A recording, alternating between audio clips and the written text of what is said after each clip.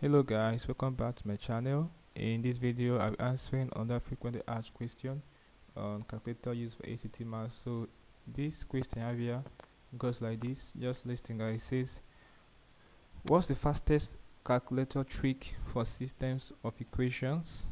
Okay, to answer this question, well, use a simultaneous equation solver.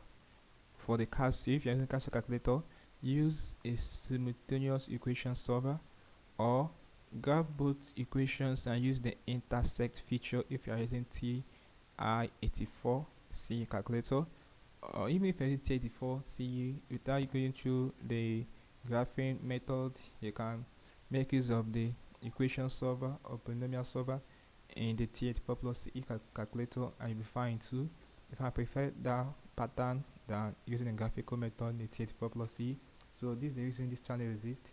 When you come to this my channel, under the playlist section, you'll see my videos on how to use the CAS calculator and TI-84 plus in solving algebra problems. So depending on the calculator using, so locate the playlist that has the videos addressing that particular concern for you.